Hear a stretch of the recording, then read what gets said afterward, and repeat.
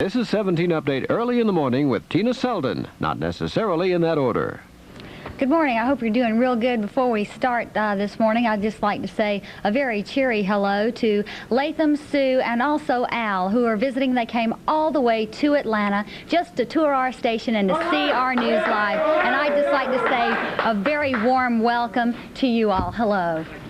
Okay, and also before we get started, and they also did bring their dog. I got an unusual telegram this morning, and it says, Med Alert is not in Los Angeles, but in Turlock, California, reported on 2379 in error. Call me. Is that unusual? It really is rather unusual. I'm glad. I hope you can sleep. Also, I received a $2 check, and I really don't want to start any kind of a flood of checks coming in. So let me clear this up, too. This is a check from Mr. Greer Gleaton, Jr., who was watching the other morning when Bill kindly offered to take me to breakfast, and I denied answering yes, which means I said no thank you. He sends me a $2 check to go out to breakfast, saying that, here, sweetheart, you don't have to take their insinuations. Tell them that you have a loving admirer in Columbia that knows, compared to you, Dolly Parton, Raquel Welch, and Ursula Andress all look like little orphan Annie Love, Greer Gleaton. And I'd just like to say thank you very much. The thought is taken very well. Is he blind? Is he blind? No, thank you very much. I don't live in Wilmington anymore. And Al doesn't live in Wilmington anymore. The weather for the nation looks like this. And last in sports, Affirmed, shown here, moved from 10th place to 7th on the all-time list of leading money winners with Sunday's victory in the Charles Strubb Stakes at Santa Anita. The 1978 Horse of the Year now has won more than $1,416,000. Can you name the all-time money winner? Kelso, the number one on the list, with earnings of $1,977,896. And that does it for weather and sports and welcomes and letters. We'll be back with some news right after this, so don't go away. I'll be right back. Oh, I'll be right back. I'll be right back. Ooh, babies, I'll be right back. We're back, Tiny. Thank you. A demonstration that began in Washington when more than 2,000 farmers rolled in on their tractors has turned into a series of small street clashes with police. The Consumer Product Safety Commission said yesterday that more than 5,800 double-barreled toy cork pop guns that may be hazardous are being recalled by the manufacturer. An energy official said yesterday the administration is considering emergency plans ranging from gasoline rationing coupons, a brand new idea, to banning after-hours lighting to handle an impending energy crisis. Senators at a hearing of the Conservation Subcommittee of the State Energy Committee were critical of the Energy Department's delay in making proposals. Senator Dale Bumpers of Arkansas said that while Congress itself has been remiss, the administration has not followed laws requiring firm contingency planning. They're using words like catastrophic to describe what's going on in Britain. The postmaster in Loveland, Colorado says more Valentines are coming into the, quote, sweetheart city than ever before. Volunteers remail those Valentines with the Loveland cancellation mark of the stamp after holding them until just before February 14th. Very romantic, I think. Campaign financial reports show that, or records that is, show that tobacco industry spent a record amount for a California political campaign, $6 million, to defeat an anti-smoking referendum last November.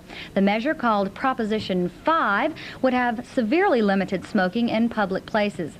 The sponsors of the initiative spent about 1/10 that amount put down by the tobacco industry. A contracting firm in Wilson, Pennsylvania is using money as an incentive to coax its 28 employees into ending their smoking habit and losing weight. And we're just wondering at this point what they could be doing.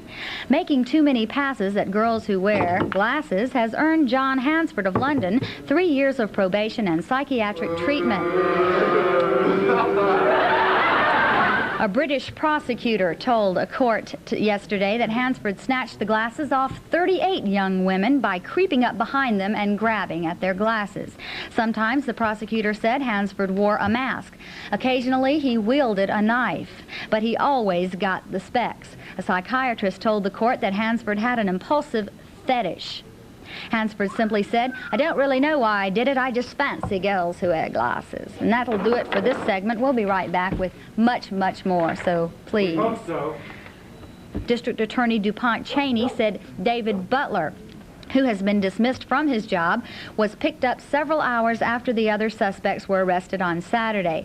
The 8 men were allegedly unloading some 14 tons of marijuana from a shrimp boat. The marijuana haul, the second one in McIntosh County so far this year, was estimated to be worth about $15 million. In another drug case over the weekend, 4 men were convicted and 2 acquitted in Savannah's federal court. The 6 men had been charged in connection with a seizure of some 20 tons of marijuana last November near Sunbury. Georgia farmer George Kent, who is participating in the farmers' demonstration in Washington, says farmers will not vote for Jimmy Carter in 1980. Kent said farmers need a president who understands them, and he thinks Ronald Reagan is that man. Kent said he thinks farmers will vote for Reagan if the Republican Party will nominate him. Kent also said the demonstrators will remain in Washington until they get help.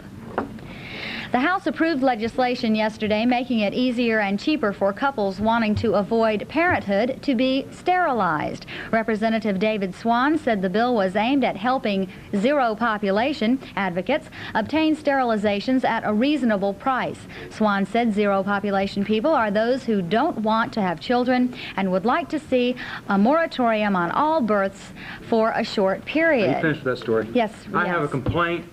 I mean, I haven't been here for a week. Okay? Yeah. All right. You say hello to Fern and Freddie over here. Right? Now, we don't even know them.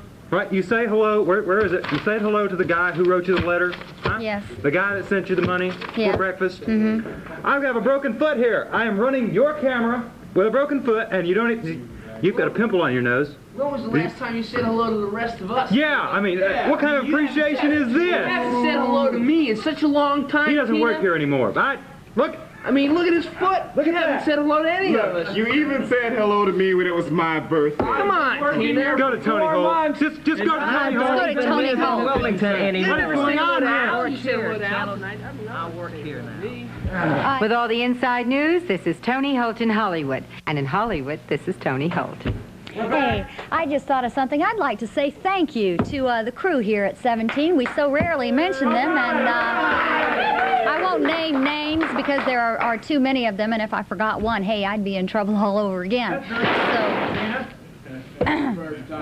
and yes, everyone, just everyone, the people who put everything out on the air, the people who, you know, do everything, just everything, I'd like to say thank you. What about Thank the you. poor people who have to watch? Well, we obviously thank them. Mick Jagger is having a rough time in California courts. Former mistress Marcia Hunt was just awarded $1,500 a month for support of a daughter that Jagger fathered. Now, wife Bianca reportedly is seeking half his estimated $20 million estate, plus $15,000 a month support. And what is so funny? Classes at an elementary school in Louisville, Kentucky were disrupted this weekend, or last week, by the cries of a custodian lost in a concrete tunnel under the school. Get this. "Help, help me," cried the 65-year-old Charles Nally. That's help, help me. He's a maintenance worker at the school, but none of the volunteer firefighters called to the scene could.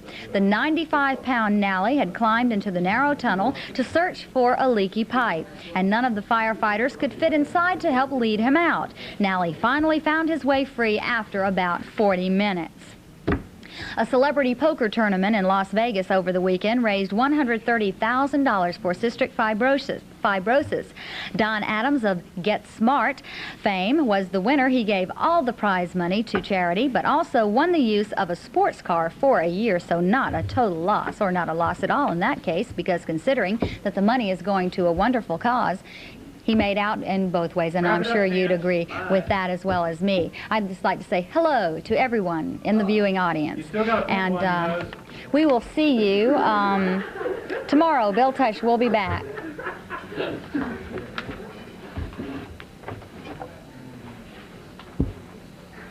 In closing, a thought for the day. Be an individual, but avoid showering in full dress or eating bricks. This is your normal everyday announcer type person speaking.